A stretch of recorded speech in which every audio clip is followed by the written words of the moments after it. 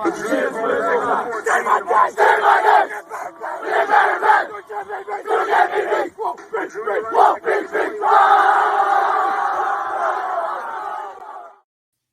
in, everybody. Red, White, and Bills.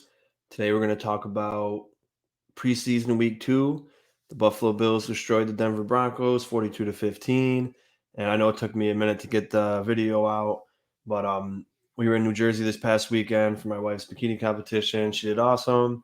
And then when I got back, it was constant jobs and finals for school.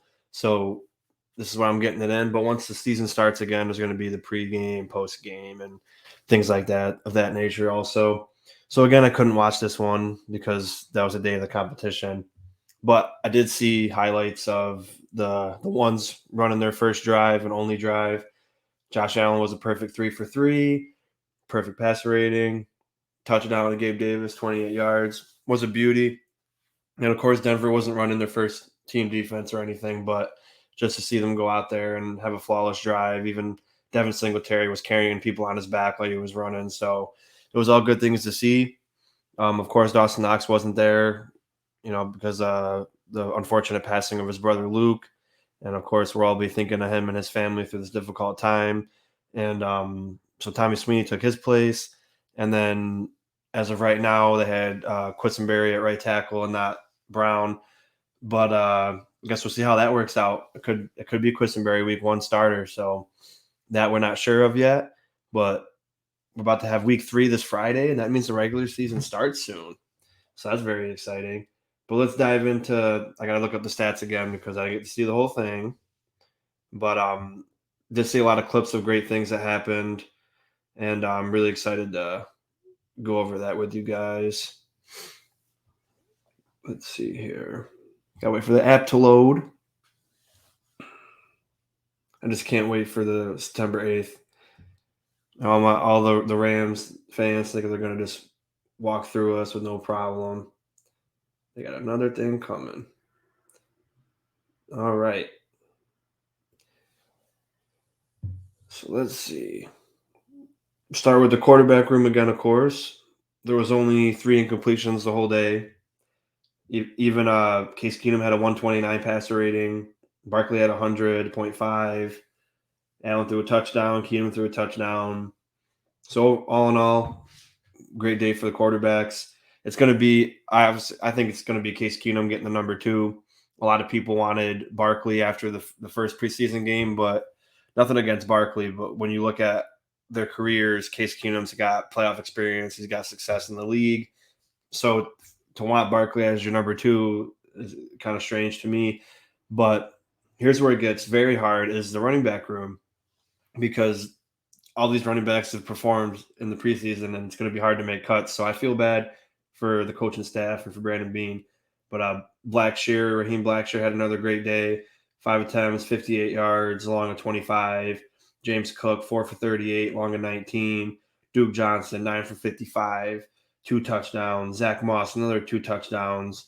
Singletary, 4 for 39, long of 18. So this is where it's going to get really interesting, because it seems like Blackshear and Johnson, they're like the 4th and the 5th guy, but they're both playing exceptionally well, and you got to try to find a spot for at least one of these guys on the team.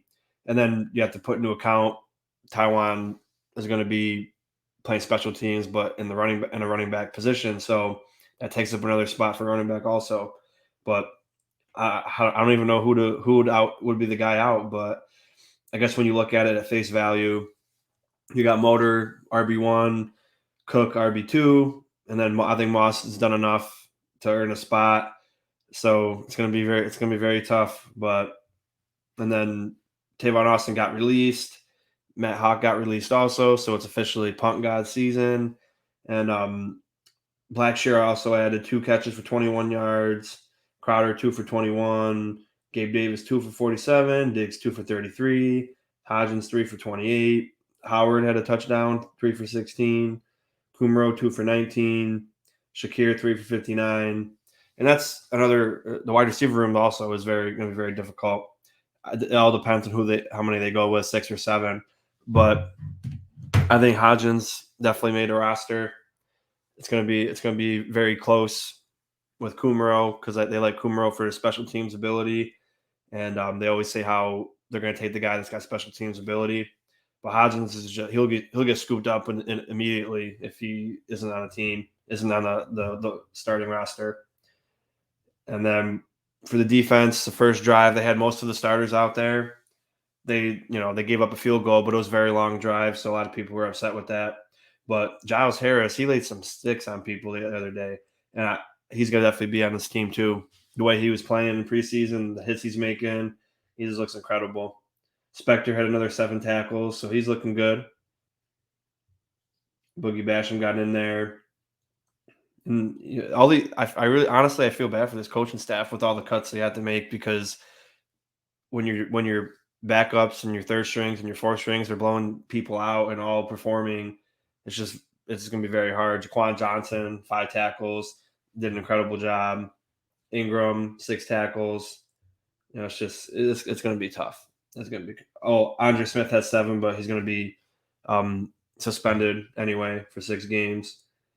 But yeah, it's going to be very interesting. This whole last week is going to be about none of the starters are playing, so this is where they really need to figure out who's going to be on the roster or not. But as I said, I don't want to be the guy making those choices, and that's what they get paid for. But definitely going to be very interesting to see what happens, and I can't wait. I like preseason because you get to see the guys come out there, but I'm just ready for the regular season. After seeing the ones run a drive, I was just like, yeah, it needs to start now. But one thing I do want to talk about before I'm done with this quick video, we traded Cody Ford, unfortunately, for a 5th-round pick, which is actually very good value. Baker Mayfield, former number 1 overall pick, Heisman winner, got traded for a 7th-round pick. So getting a 5th-round pick for Cody Ford is pretty good. However, for those of you that know me, I'm a huge advocate for him. And it really kind of frustrated me when Bean came out and said, "Oh well, I'm gonna have to relook and see what went wrong with the process there with Ford." Well, it was very simple actually. He drafted a guy to play right tackle because of his ability to play tackle in college.